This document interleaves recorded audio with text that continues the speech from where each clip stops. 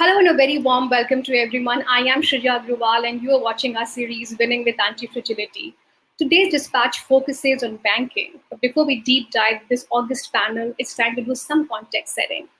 Every enterprise and every industry must behave like a technology company to compete in today's global economy as it emerges from the COVID-19 pandemic in a yet to take shape next normal.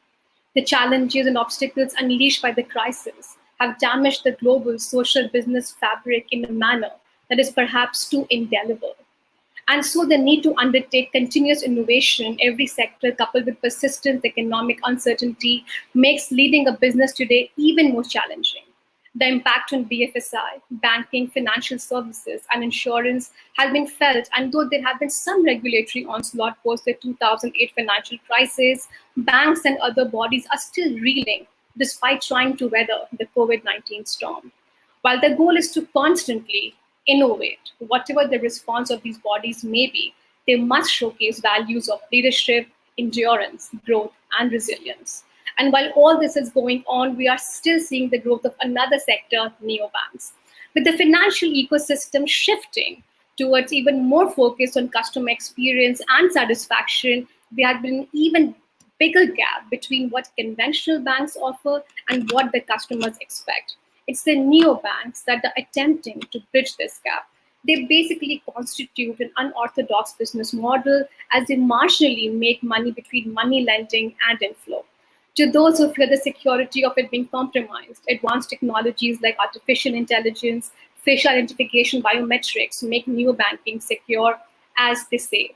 There's a immediate advantage since neobanks do not have lending limitations like small finance bank as the capital comes from their partners' banks' lending books. Furthermore, experts posit that neobanks have the advantage of hyper-personalization, which in this new digital economy is becoming the backbone for robust consumer experience. And with hyper-personalization, products and services could actually be tailored fit to the needs of customers. These neobanks also utilize data analytics for customer segmentation, and this would help curb cost as well as reduce the time it would take to acquire customers. What would the question now becomes the elephant in the room? Can the traditional banks really do to be able to cope up? How would they speed up digitalization and adapt to this new business environment? Can they evolve into purpose driven entities and be future proofed in order to achieve sustainable growth? Will neobanks really be the next normal in the banking arena? We break down all of this in the August panel, but before I do that, please help me welcome Mr. Ajit Pai, distinguished expert economics and finance at Niti Aayog, Ms. Lily Vadera, former executive director at RBI and consultant at Sri Limachan Mangaldas. Please help me welcome Sujit Narayan, former co-founder of Google Pay in India, who has now started new banking platform Epify. It's my sheer pleasure and privilege to welcome all of you to this series, Winning with Anti-fragility. And before I begin, just in no sort of particular order, I'll begin with you, Ajit, just alphabetically.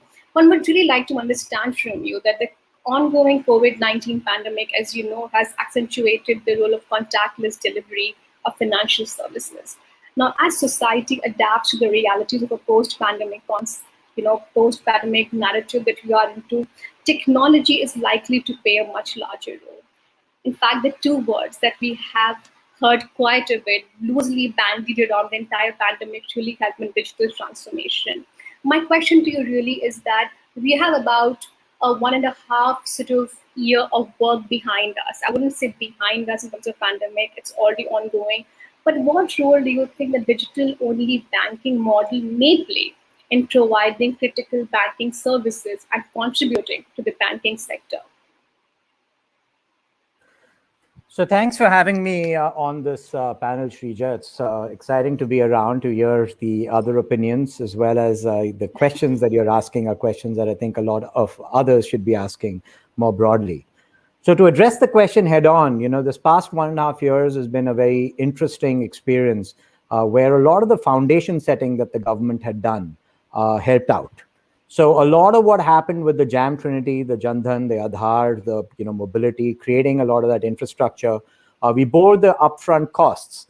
But very serendipitously, I think we saw that the the fact that we had this contactless time where people couldn't go to the branches, we had lots of restriction on movement. A lot of that investment actually had benefits on the downside when things got ugly, where we couldn't actually have this physical movement. We saw some of the benefits of that. So we did see an explosion in number of transactions from an overall, system level in terms of online and digital transactions. And so the proof is in the pudding, I think. So you see that things are taking off and things are doing extremely well. But on the flip side, right now, when you're talking about the overall banking system and how digital is helping, there have been some challenges as well. So I think overall, from a credit delivery system, I'm thinking of banks not just for transactions, but also, both for deposits as well as for credit. On the deposit side of things, things work well. If you have a look at deposits at the overall banking system, they've been growing double digits for the past year and a half. Very positive. But if you look at credit from the traditional banking system, it's still growing in mid-single digits. So many reasons for that, but we know that the banking system is not disintegrating as well. And what were those challenges? The first set of challenges was more of a longer term thing. Excessive lending created NPAs, they're cleaning up the balance sheets. So until, just when things were beginning to accelerate in 2019, after cleaning up the balance sheets of the banks, we saw this entire reset of things that happened. Now, digital had, sort of improved the visibility and possibility of the entire credit system, not just the banks, but NBFCs, the credit card systems, all the others that were also into the lending business, had improved their prospects a lot, because suddenly you had this entire new system of banking where you don't just look at things in the conventional way a bank did, but credit delivery could happen because of what they call the credit scoring system. So we're talking about companies like TransUnion, which is Sybil basically. We're looking at Experian, you're looking at Equifax, you're looking at our own homegrown versions of that. But this entire system where we had 500 to 600 million new accounts that could have credit delivered over it, have a reset. And what was that reset? That reset was COVID-19, where a lot of people, for no fault of theirs, no malified intent, not to do with bad habits, which a lot of these credit scoring agencies predict, but for no fault of theirs, couldn't make their payments on time. It was a more general thing. And that reset has created, huge challenges for this whole digital infrastructure they invested in, from not the perspective of transacting, but more for credit delivery. And that is right now the weakest spot in the overall economy, which is credit delivery that was growing at 20-25% just a decade ago, that has decelerated down, is currently in mid-single digits. And our hope is that the amount of data that we have available today can sort of read through big data, AI, all of that can read through and see that how much of the slowdown and bad sort of recent payment history, despite the moratoriums, all of that, how do we sift through that data and this reset to be able to discern who the credit-worthy customers are from the non-credit-worthy customers across not just individuals, but enterprises and across the system. So I think that those are sort of two areas that, sort of directly address the question you asked. I'll stop over there and, hear some of the views of the other panelists as well. Thanks for that, Ajit. That was pretty meaningful and well put. I come to you now, Sujit. We just heard from Ajit what he said, and I kind of agree with him. Post the IBC and what the pandemic brought him was essentially one step forward and two steps backwards. Like he put across that the entire credit cycle was put in a stall, and clearly so. My question to you really is that this entire narrative about digital-only banking models and delivering banking services, primarily through digital medium, instead of relying on physical branches. Now, my question is that we use a lot of terminologies which are used interchangeably. Digital bank is often used with terminology like challenger bank or neobank.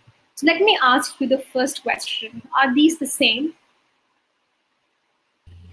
It isn't. I think this is a vestige of what we've seen in the US or the European markets, where there were challenger bank licenses were provided, very similar to, let's say, payment-only banks, for instance, that were granted as a new tribe to capitalize on a digital-only market, for instance. Neobanks typically, from a explanation point of view, are those who ride on the license of an existing bank and work in partnership. So there aren't any challenger banks in India till RBI decides to grant a new form of license, for instance. Neobanks, the terminology globally used, is somebody who works in conjunction with a license holder to offer a set of services. In India, I would say that the form that neo banking is taking, there are no banks. None of the fintechs are banks or are licensed or even can use that word from a regulatory perspective.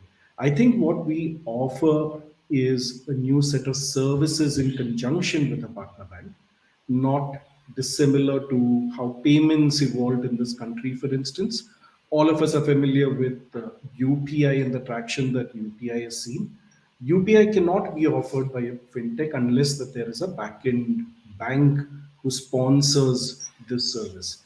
In a similar manner, I think it's neo-banking, at least the early signs of what is taking shape, is nothing but the erstwhile banking correspondent in a digital format. So a digital banking correspondent meets a payment service provider, all under the ambit of a sponsor bank who permits a certain set of services under its direct supervision.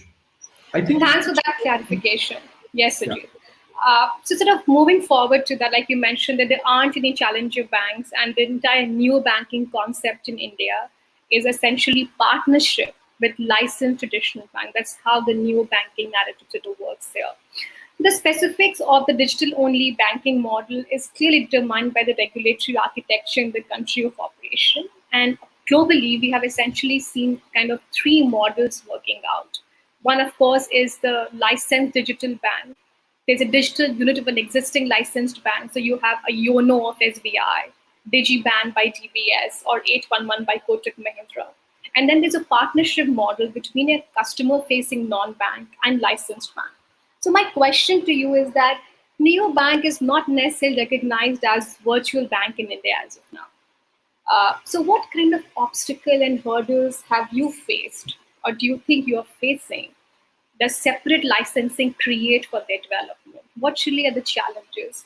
You spoke about the opportunity, and Mr. Pike sort of spoke about it, that how digital banking models are coming up and how the volumes in terms of the dispersal has really grown up.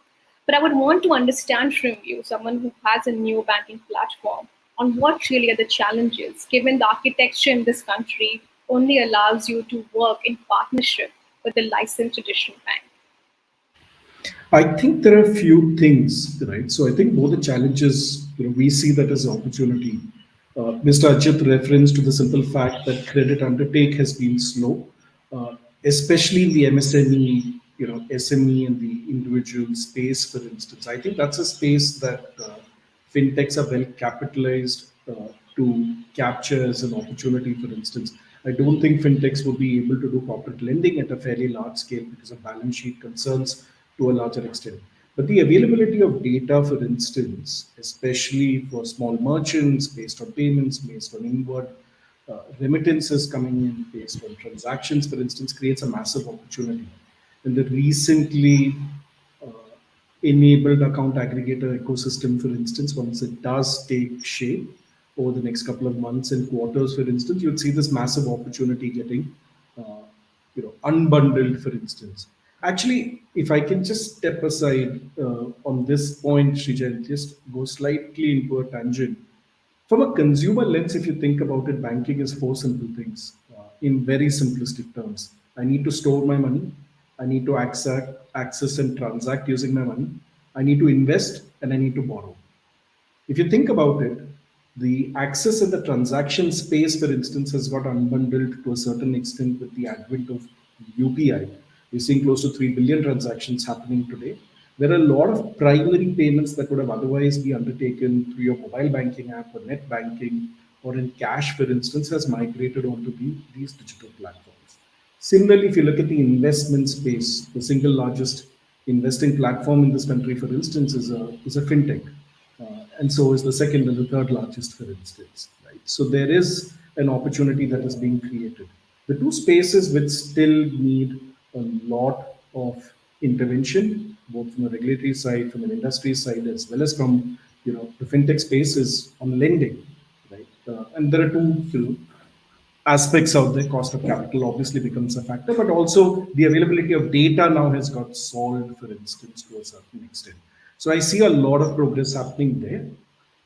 That first aspect of core banking, for instance, the deposit. Now that's a sacred space, and obviously we need to be extremely careful about it. But the simple fact remains that India is no longer India. There's many Indias which exist, and how do you actually create solutions which work for a certain set of audiences is what we're going to actually see over a period of time. I think tech and the pace of which tech gets implemented is one of the biggest challenges I think that fintechs will see. But that is getting solved. And I think over the course of the pandemic, everyone's been forced to accelerate digitization, for instance. So at least we're seeing a rapid pace of this moving forward. Okay, I come to you now, Ms. Videra. I mean, you have seen quite a few banks from close, and now you're seeing this fintech models emerge.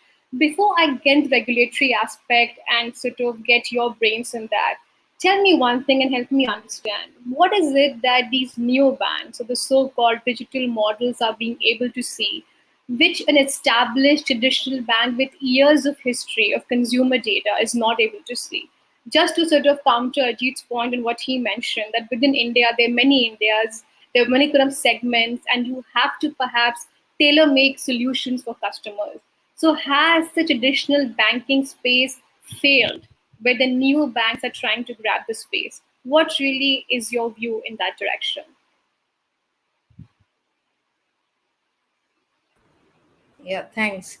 Um, to your question, with these fintechs coming in and the big techs coming into banking space, whether traditional banks have failed in their, functions as providing banking services. Well, I don't think I can say that they have failed in any way. In fact, if you see the transition to digital banking, it's not that it's started now. It was a process that started even much before. And, with the Jam Trinity in place, the whole thing of digital banking had already started. What the COVID did was kind of accelerate this whole process of digital banking. And the banks are, the traditional banks, I mean, are being faced with new business models and maybe the way they operate and moving into this whole digital space. They're getting challenges with new non-traditional players coming into the banking space, no doubt about that. But I think what the COVID did with all these containments and lockdowns that were imposed, even the existing traditional banks, uh, by partnering with fintech entities, they were able to provide services which were cashless and machine led, and they did that well. In fact, I would say the years of technology and business model changes that the banks had to do, which normally takes years, was compressed and had to be done in a matter of few months. In fact, the entire payment the government measures that were taken to provide services to the people, especially the underserved people. I think the whole channel of remittance was through the banking channel, and they quite geared up to the occasion, and they did pretty well, I thought, in my mind. And I think that banks have evolved over a period of time, over decades, and they have been facing these kind of new challenges and issues that keep coming in. In fact, I would say that there was a time where you only had public sector banks. Then came in this opening up of the licenses, where the private sector banks came in to give competition to the public sector banks, and they both coexisted and did pretty well. Then came in the foreign banks. So banking has been evolving. I wouldn't say that they fail. They kind of live up to the new challenges that come to I mean they have to face. And I would say that a real sector economy is actually dynamic.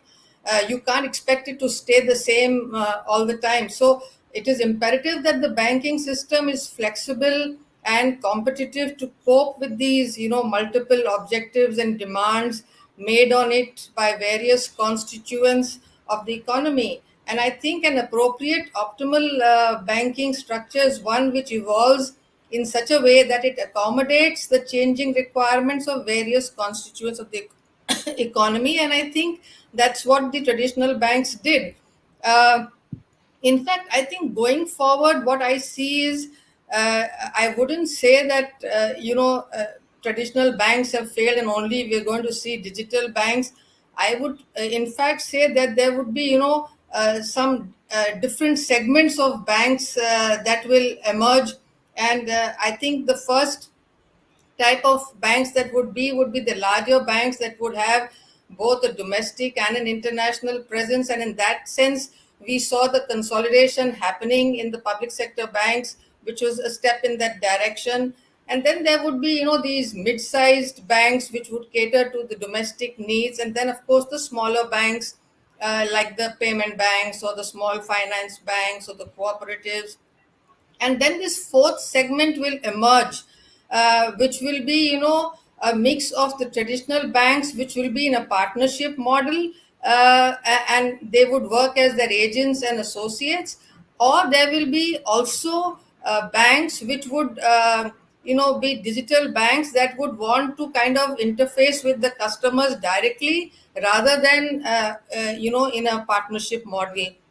In fact, that I would just like to clarify here that it's when the regulator was licensing banks, it's not that only a partnership model was working. In fact, I would like to just mention here that there were some of these non-bank finance entities which leveraged heavily on technology to provide credit intermediation and other banking services, and they were given a license as a purely digital only non-bank finance company.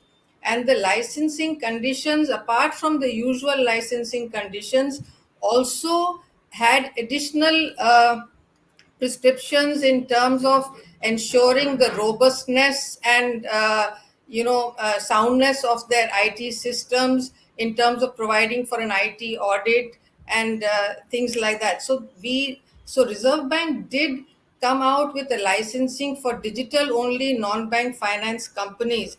In fact, I would say the payment banks that came were actually experiment with a virtual kind of a bank. I mean, while they had limited functions, but they were not really leveraging only on a brick and mortar kind of presence of banks. They were mostly leveraging on technology to reach out. So that was an experiment, and I think with this committee that the Reserve Bank has set up to look at, how this fintech thing is kind of evolving, and whether new regulations are required or a new licensing requirement is there to kind of just look at virtual banks like you have in certain countries. Maybe that is something the regulator would perhaps look at. But I would definitely say that the traditional banks in partnership did live up to the challenges that came in terms of providing contactless and machine-led services.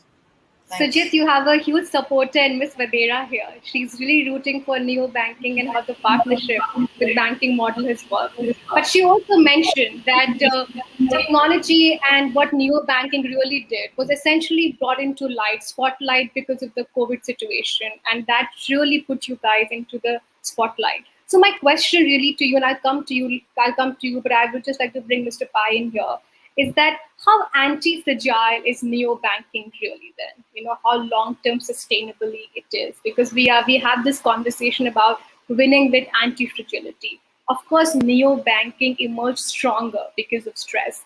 The fragile companies break with stress. The resilient companies are status quo. The anti-fragile companies emerge stronger, and neo-banking clearly showed. So my question to you, Mr. Pai, is that was it only a COVID-induced growth because everything became contactless? Would you say that? Or does neo-banking in India is really posing some real on-the-ground difficult questions, difficult challenges? The traditional banks are having to look themselves inward. What is your sense? So I think that's a great question. And I completely agree with Ms. Vadera that the banking system did not fail. The traditional banking system did not fail. But I would also like to draw attention to the various categories of banks that she spoke about and look at it from a slightly different perspective. You'll see that over the past 15 to 20 years, you'll see that the big share gains, there have been share losses of the public sector banks that have been chugging along. But within the scheduled commercial banks, you'll see that the private sector banks, if you look at the top 5 ones, have been growing significantly faster than the top 5 public sector banks.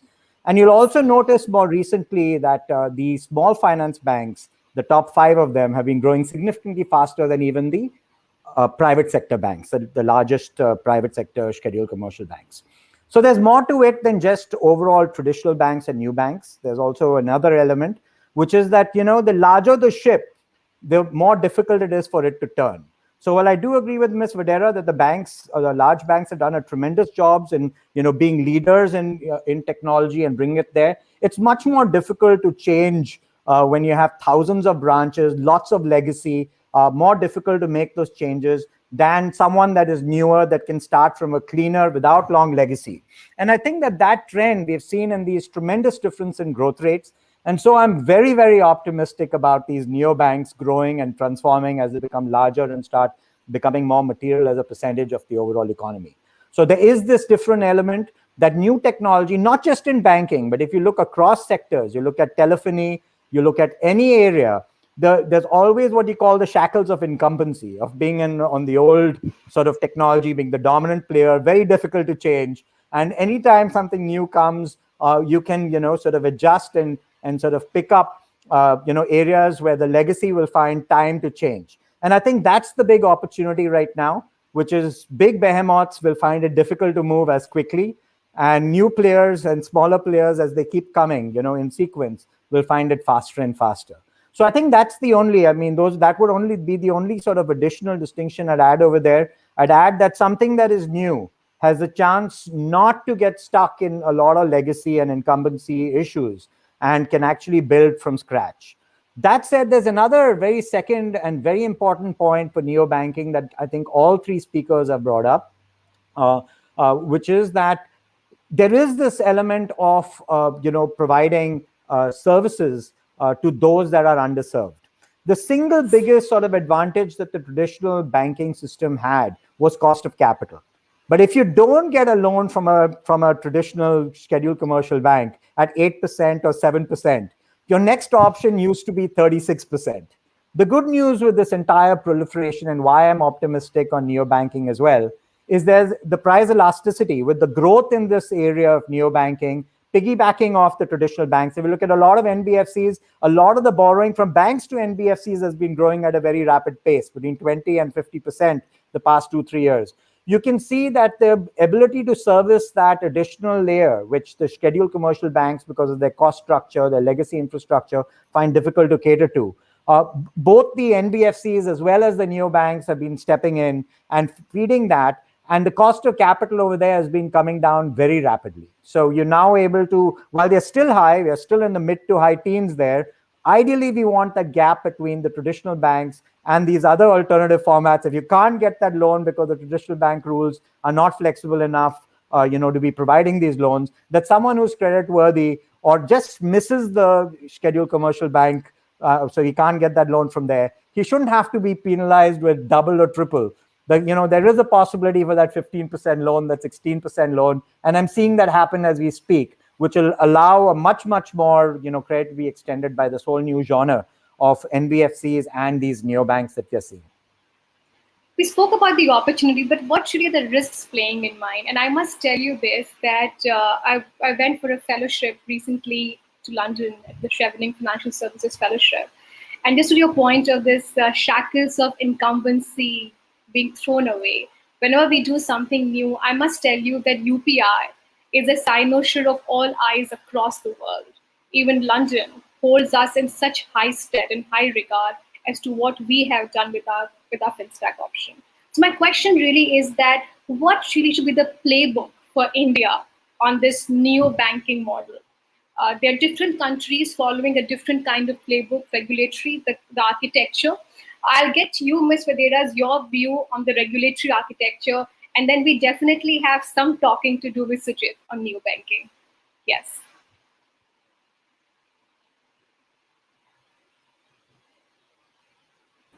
You're mute. Yeah, can you hear me now? Yes. Yeah.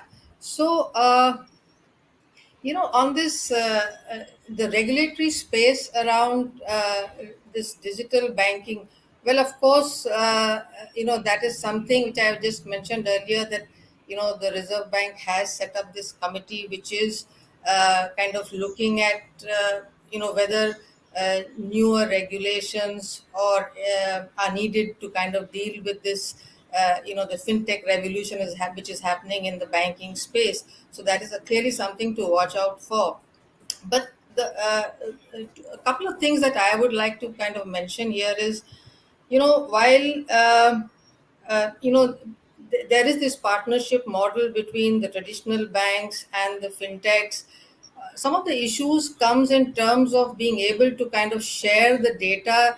The banks are a repository of a lot of customer information, so whether this data can be shared with uh, third party entities, whether you can share this.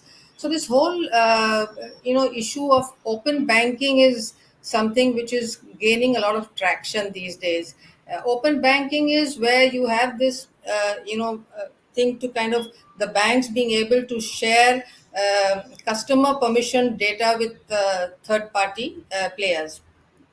So, of course, the regulatory space around that is still kind of evolving. Like some countries in the UK have kind of enabled it.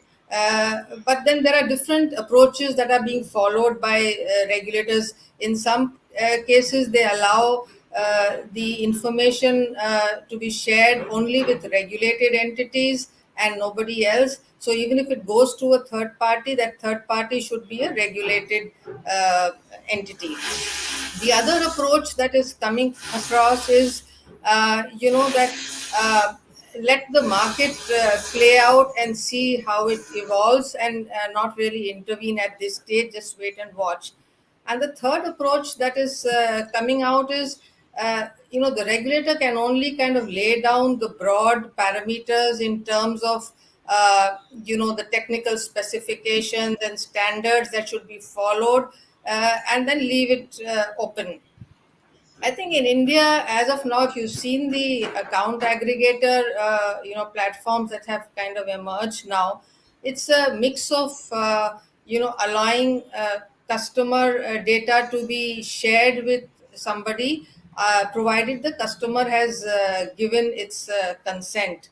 So that has been one experiment which has already been kind of started by the Reserve Bank, and some entities have already got a license to work as account aggregator. So, but I think this area, in terms of whether it can be enabled further, is something perhaps would be engaging the regulator's mind.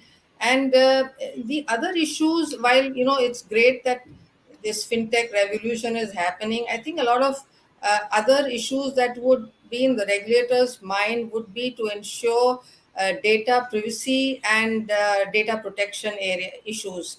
That would perhaps be another important area. And in that direction, I think the data protection bill, which is perhaps likely to be placed in the winter session, should be another important development that will probably be useful in terms of sharing of data, and also data privacy and data protection.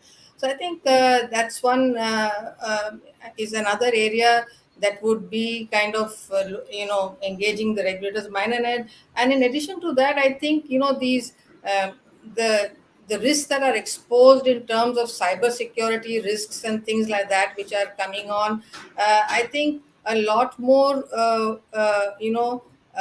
emphasis would be given on the robustness of the IT infrastructure in the banks or the new banks, in terms of ensuring the privacy of data.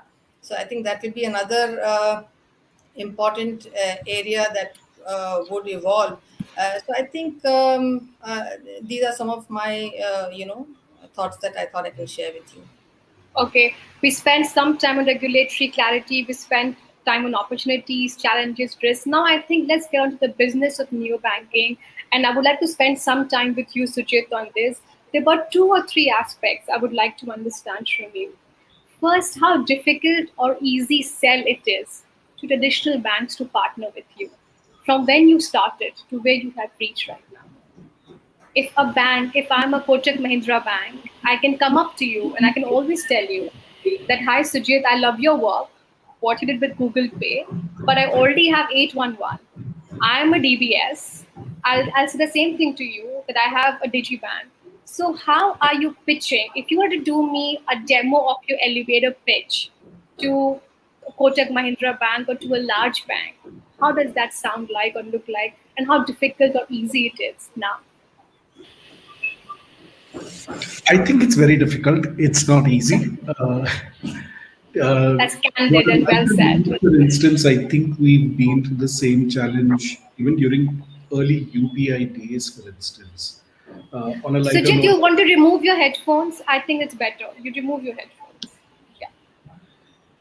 am I audible? Yes. Yes.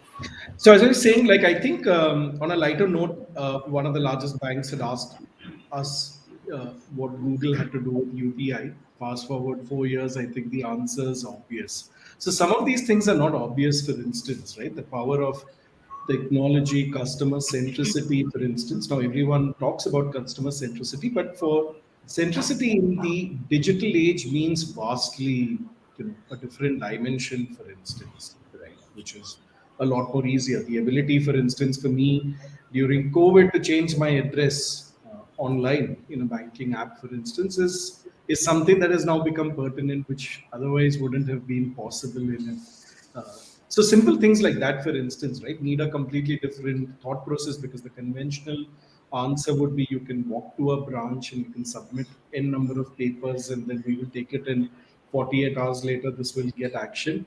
I think all of those models have to be rethought through, for instance. You're right.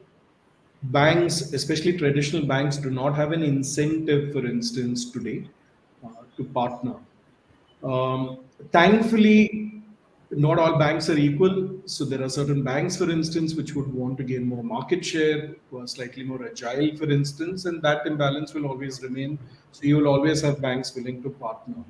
Over a period of time, I think that just becomes a part of commonplace strategy as far as banks are concerned. We've seen that with UPI, it is always challenging for the early, you know, early Adopters. forwards to push this through, right? I can Hmm. imagine how the payment aggregators in the early 2000s would have been able to push through banks and saying that, you know what, we think that there is a need to create payment gateways, so please give us access and we can create effective Yeah. solutions. Or, in the UPI days or in the lending days, it's natural. I think it's part and parcel of operating in any market, for instance. We just think that it's fairly the timing's perfect. COVID, one of the benefits, very few which have come in through the pandemic, is a sudden realization that the pace and the opportunity of digitization is real, and consumers want this. So it's not been easy, but I think it always gets better. Good answer. Candid revelation. It's not an easy business to be in. It's a difficult sell. And you are regaling your days of Google when you had to pitch UPI to them. So essentially, great. So we all know the answers where. My second question to you really is that this is from the partnership with the banking side. Now let's come to the retail or the consumer side for people like us who are salaried individuals. Now, the trust in the banking or the financial services has gone for a toss since the '08 financial crisis. There's a huge narrative building in about decentralization of financial services. But that's more Western, one could say. In India, do you really think that a branchless or a building less concept of banking is also finding its say in millennials? Perhaps I'm a millennial, but perhaps people younger than me. How are they reacting to some of these ideas? I think it's interesting. I don't know if there is a lack of trust in the banking system in the Indian context. Indian Yes. banks often are in the top brand Yes. indices as far as trust is concerned. So we don't have the issue that the Western world went through, for instance. Exactly. But over a period of time, just like you have big tech, big finance, for instance, also gets a certain connotation in especially millennials, for instance. Uh, I think the difference is that people who who've interacted with banks 10 or 15 years ago have a certain attitude and take it with a pinch of salt that this is how things actually happen. But today's generation, for instance, is not willing to take that, right? Like calling an IVR or going to a branch. The only time that somebody in their 20s, early 30s today would go to a branch is when they need a visa submission, which needs a bank statement, which needs an actual seal, right? And one wonders why you have to actually lose half a day in navigating through that whole process just to get a seal on a piece of paper, for instance, to submit a visa application, right? I think the tolerance level for these kind of processes, for instance, is dramatically low in today's generation, and that's what digital neobanks to a certain extent are trying to cater to. Or whether you're a blue collared worker, for instance, or you're an SME, the kind of products, I think the simple fact that today, if you're a 60-year-old or you're a 16-year-old, if you log into net banking, what you get is the same experience, the same product. That is changing dramatically, right? Like, insurance or cards. Ajit mentioned this whole point saying that, in typical scheduled commercial banks, for instance, if I'm not eligible, um, a loan gets disapproved and then I end up going to an NBFC or a fintech who's able to do it. Look at models where you can have dynamic credit lines, right? Saying that we'll start you off with a small line and then slowly increasing it. For a small business, then that's godsend, right? As transaction velocity increases, my credit line keeps dramatically increasing. For you to be able to execute things like that, it's not possible to have humans sitting and reviewing transaction velocity and what your turnover is, for instance, right? That has to be automated, and that has to be those models have to be built where it's autocorrects. At the end of every quarter, you're able to identify, you're able to look at patterns, you're able to look at bureau data, you're able to look at, for instance, UPI or account aggregator. That speed, right? And I think Swadera and Mr. Ajit also mentioned that agility, for instance, is what is lacking today, right? Where you're able to actually move with speed, with pace, for instance. The need is there. It's about we being able to tap into that opportunity and say that there is enough of unaddressed needs from consumers that today can be addressed. We spoke about the business of neobanking. I had two questions for you, and I got candid revelation. It's a difficult business, like you said, and what you are catering to perhaps is not necessarily the older generation, the target audience. Like you mentioned, for people like us and the younger generation, the tolerance level for some of the archaic banking things is getting lower and lower. My last question to you, and I'll get on to Mr. Pai then, is that Ajit, when I talk to you or I talk to any other neobanking CEO, the conversation sounds so much similar. We build customer centricity, technology. So all of you are funded. What all of you are bringing to the table are essentially similar things from a distance. It might look the same. So how are the modes of differentiation being established in this space, which is really at the heart of attracting a lot of foreign capital into this country too? Quick answer to that, and then we move to the other panelists. I think it's fairly early to speak about a moat. I think the proposition needs to, get convincingly adopted by users. We are seeing that, just over the last 3 months, we've seen like 10 lakh users coming into our platform, for instance. So there is latent demand which we're able to cater to. The moat, for instance, is something that gets built over a period of time. I think what consumers want is safety, security, which when it comes to money is a very critical aspect. From a regulatory perspective, you just need you need to ensure, for instance, that all the existent compliances are being adhered to, so that there is nothing offhand actually happening either with consumers or with regulations, for instance. From consumers' perspective, it is ease, simplicity, value add. What is the delta, for instance, that comes in?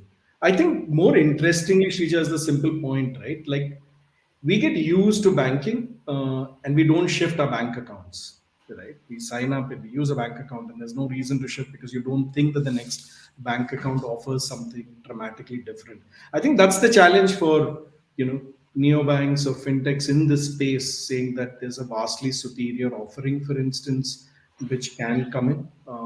Over a period of time, I think that will get established, and then you'll see an interesting movement or a reorder happening, for instance, in different categories. It could be millennials, it could be blue collared workers, it could be SMEs, for instance, who feel that their needs now are being solved faster, right?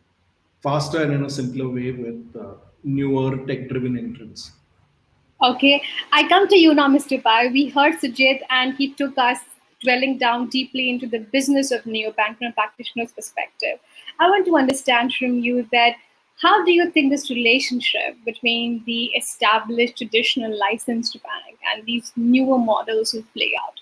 Will it be a constant slugfest? Will it be a frenemy relationship, friend plus enemy relationship? Or it can actually be a beautiful dynamic relationship as we move forward? So I think the opportunity that is out there clearly cannot be served right now with the traditional banking way of operating, both in terms of flexibility as well as in terms of being able to get the costs down in terms of customer acquisition, reaching out, all of that. So from that perspective, I think that the relationship, can be, amazingly synergistic as long as has been pointed out already, the banks are all different. The ones that actually are willing to take this risk and diversify their portfolio further, ones that could actually be working much more with the neobanks. We talked about this, intermediation failure that's happening right now. Deposits are growing in double digits at the traditional banks, and your advances are growing in mid-single digits. And so the moment you're looking at that dichotomy itself, you know that the economy is not operating as efficiently as it could. Now, this 5% of advances includes advances that are going to NBFCs and are going to, other sources of borrowers as well, that there could be some on lending, further, down there. So if we want to accelerate this economy, I think the synergies have to be developed. There's ample opportunity. One of the risks, I think, that even the regulators are not, looking at very closely right now, because they're so far away in this neobanking sector, is that of scale. You saw ILNFS had just become massive as an NBFC and created systemic risks, but there are very few of these neobanks that have that risk. So this is the time and opportunity for these neobanks to grow very rapidly, to help diversify the overall system, to help with the disintermediation that is happening, because that trust factor, as has rightly been also pointed out, is still there with the banks. People feel that if their money is in the banks, it's safe. They don't have that same level of comfort with some of the other companies, even if they have a license from the RBI to take deposits, the deposit-taking NBFCs. So I think overall, the opportunities in the current regulatory framework are highly favorable for highly synergistic relationships, so that the growth of both the banks and the ones that are willing to look and are willing to change, in the Darwinian analogy, sort of adapt to the changing environment. I think that they are going to actually flourish and do better because they'll be diversifying their lending base. They'll be growing with the new leaders. They'll have a new channel to be getting to customers that is lower cost than using their own officers and their own internal agencies. So I'm fairly optimistic that this relationship will be synergistic for the neobanks as well as the banks. And of course, at some point, the regulatory environment will adjust. There's always a lag because the new is always a little more, the regulators are cautious by nature, and they should be. So whenever the new comes, all of that, until you understand it well enough, there will be caution. So in the meantime, you will watch a synergy between the ones that have the capital but don't have the growth, and the ones that need the capital and are going to be able to provide growth. And finally, these neobanks will also one day become like the small finance banks or become like the bigger private banks. But that day is far away. That day is not anytime soon. But eventually, That's a good sum up. So while there's opportunities, there's a huge sort of long way ahead for neobanking. And like very well you put that, there's a Darwin analogy to it, that those will be fast and agile to adapt to the changes, will survive in the long run. I want to come to you now, Ms. Vadera, and this is an interesting question that if this banking were to be a universe, let's just think of it. And so where would the neo banking be? How would you put them into that universe of yours?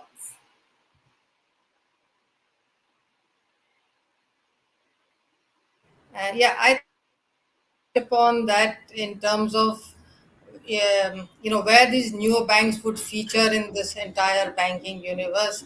So as I just kind of reiterated what I said in terms of these neobanks which we are speaking of. I was saying that there will be this fourth segment of banks apart from the existing banks that would come in, which would be actually the neobanks or the traditional banks partnering with the fintechs. So this space or this fourth segment of banks will definitely emerge. And as I said, that since banking has been evolving, this will be a new trend which will be seen, and they will coexist with the other banks that are already there in terms of the larger banks or the mid-sized banks or the cooperatives or the small finance bank, and they are going to provide competition to the other banks in the ways that they are functioning or providing banking services.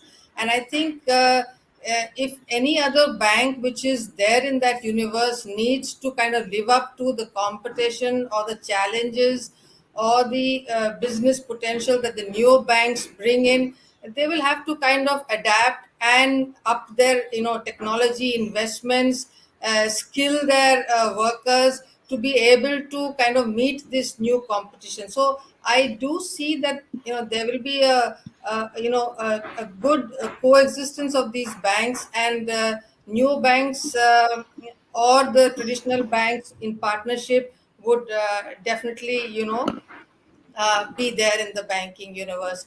And as far as the regulatory space also around this, you see, with this whole fintech thing that is happening, I think regulators not only in the country but across the world are also looking at this experiment and trying to see what implications these are going to have in terms of the financial stability point of view. So a lot of regulators across the world are looking at these regulatory sandbox to look at new products that are going to come up, how they pan out, and whether they are going to pose any risks to financial stability or from the customer protection point of view. I think it's an evolving space, and we definitely are going to have interesting times ahead with these fintechs coming in, and I think this fourth segment of banks would emerge.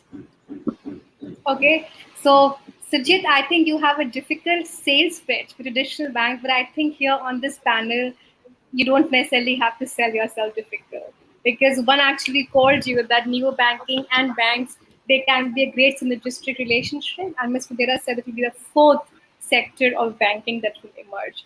Now it's time for some quick rapid fire fun segment. I'll begin with you, Mr. Pai. If you were to define the future of banking in one sentence, what would that be?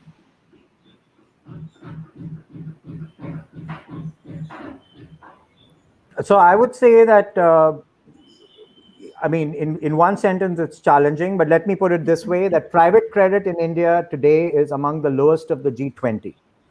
And so it's very low today.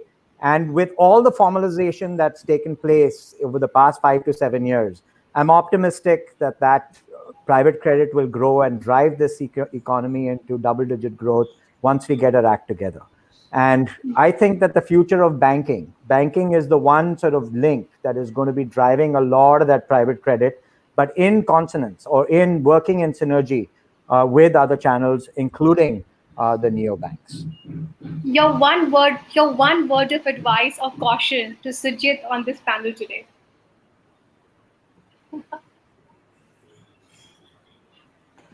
Would be not to be too conservative in the manners in which you can grow. It's a very tight regulatory environment in India, but the opportunities are there, and not to limit yourself by the current regulatory environment. Always think about what is possible rather than what the constraints today are.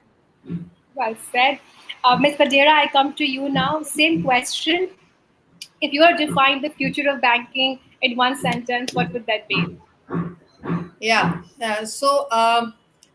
I think I take the liberty of making it a little more than just one sentence. So I think going forward, banks would it will be more customer centric approach of banking now in terms of looking at customer behavior, customer preferences, and kind of come out with products that are suited to the customer requirements. I think that is something which a change that we may see, and probably gone are the days where the banks would just look at their liabilities and assets and see how just to manage that. But I think a more customer centric approach will emerge.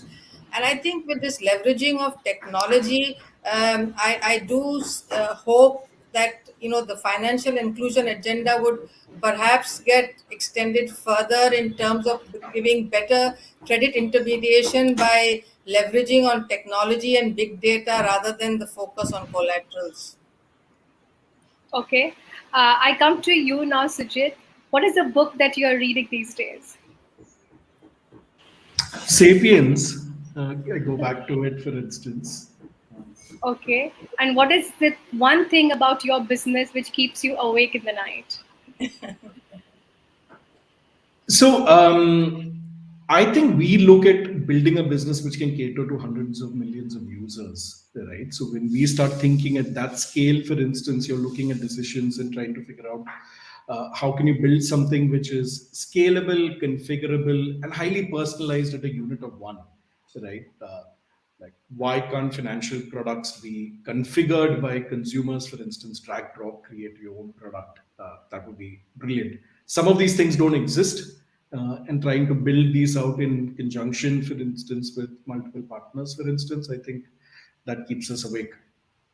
Okay. And I have one question for each one of you. If you were to give me one digital banking entity, which perhaps could be in India or abroad, which you're completely overawed with, which one is that? I'll start with you, Mr. Pai, then go on to you, Mr. Dera, and then Sujit.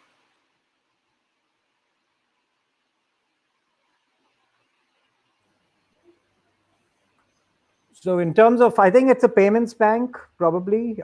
When you have a look at models that have, uh, you know, come after their business model is already no longer fully, viable. Because if you look at, for example, the India Post and Payments Bank, there's a bank that started after there were no transaction fees.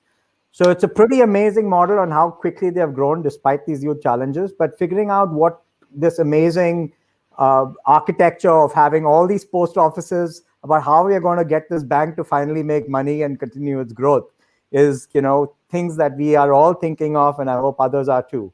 But it's from an amazing perspective, if that's what you're asking for, not necessarily in terms of quality and service, all of that, but the fact that this bank got going after its main revenue model was already gone. So it has to reinvent itself. It's still there, very much so, and is on the back of the largest sort of possible. I mean, there are more post offices in this country than there are banks, scheduled commercial bank branches.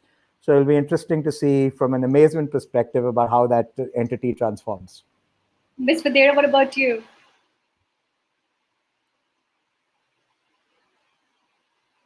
You're on mute. I really don't think that I can actually come with a name to say yes, that's the model that one has to kind of go by. But clearly, I think there's one clear thing emerging, that the technology is now the way forward. And when I looked at some of the countries like Hong Kong, when I saw the virtual bank licensing applications that had come out, it was an interesting model to see, which was quite similar to what we do in the payments bank, but it was more of a universal bank application rather than limiting to just payments or deposits. So yeah, but it's an interesting kind of phase to be in. No specific name, but yes, the model that I see for the virtual banks, especially the one that I saw in Hong Kong, was interesting. Sujit, what about you? And you can't name Epify. No, I won't. I think that will be fairly premature for us to. Um, I think it will be fairly difficult to name one bank, so I'll name many, right? And how we look at it. Monzo in UK for its customer centricity. Yeah. We look at New Bank for the disruption it did in credit in Brazil, for instance. We look at WeBank in Hong Kong with the way that they've implemented machine learning. I think these are leaders in different aspects: customer centricity, disruption in credit, and the use of technology, for instance. I think there's enough to learn. What's fairly surprising is that there are very few in these three around traditional banks. Right, the traditional banks have actually been vastly superior in a lot of other areas, for instance. But in these three things that we hold dear, uh, there are three banks across the world that we've looked at very closely. These are good names. And thank you, Mr. Pai, thank you, Ms. Patel, thank you, Sujit, for this wonderful discussion. We had a wide-ranging discussion on neobanking and what the future of banking holds. Until the time I see you next, goodbye and good luck. And thank you for our audiences to be so patient. Thank you. Thank you so Bye. much. Thank you so much for giving this opportunity. Thanks. Thank you.